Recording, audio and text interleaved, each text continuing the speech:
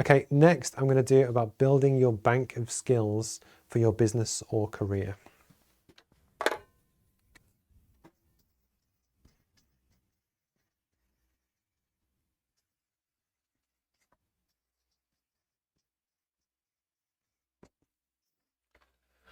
So this is something I've touched on in a previous live stream, but I just think it's really important. I think people sometimes forget, how important different things are, but also that it's okay not to be the finished article, just in terms of your business and your career. And although I'm touching 40 now and I've been around quite a long time and I'm hopefully quite good at this, I'm still by no means the finished article in terms of everything that I want to do and achieve, etc. And, you shouldn't feel that you have to be either, if that makes sense.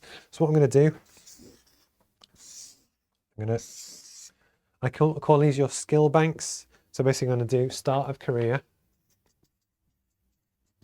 and then CEO stroke owner.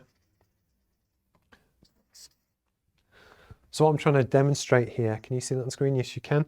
Is at the start of your career, we all have a range of skills that we're inherently born with.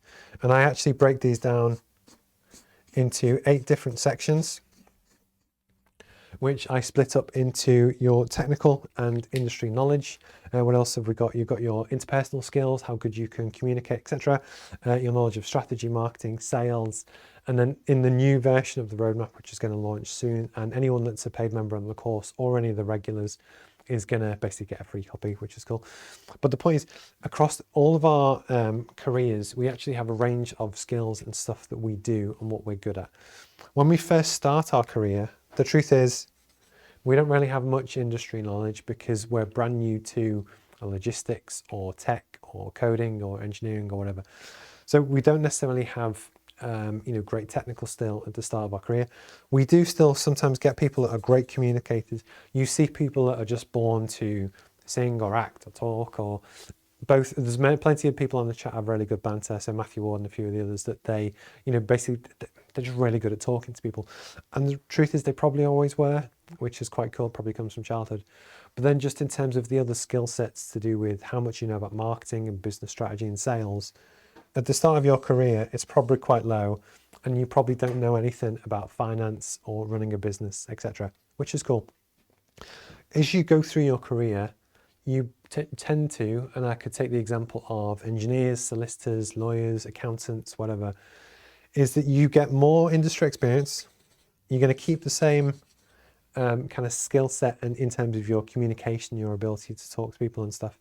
And then what tends to happen, and it's not true everywhere, but especially in bigger businesses, you get really, really good at one thing. So you might just be a brilliant salesman, or you might build your career as a coder or as an accountant or as a solicitor. So for the sake of the example, I'm just going to pick one of them, and you might get to 10 out of 10 just in terms of one particular skill set.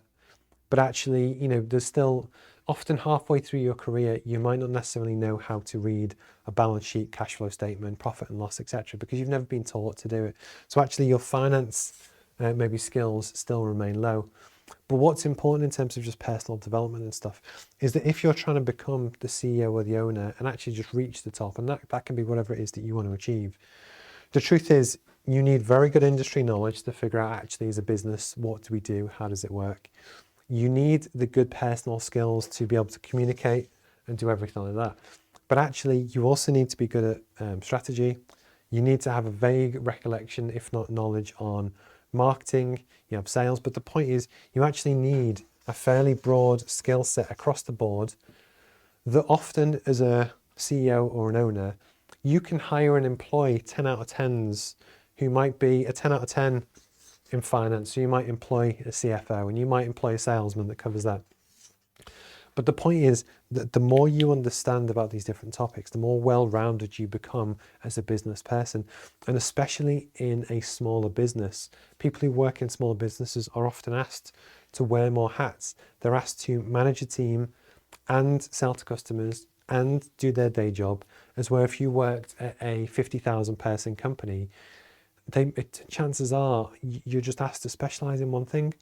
So one of the things I love to talk about with the roadmap, and it's also one of the reasons that we do teach a whole breadth of skills that kind of cover, in my mind, everything you need to know to help run and grow a small business. And bear in mind, small business goes up to £50 million revenue per year. So we're not talking small business, but just in terms of SMEs as a general kind of guide, these are still pretty damn big kind of businesses.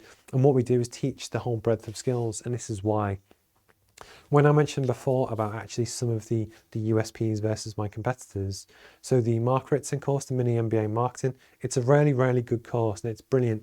But it's again just focused on one area. It's only focused on marketing because it's kind of focused at heads of marketing, marketing managers, and people in their career.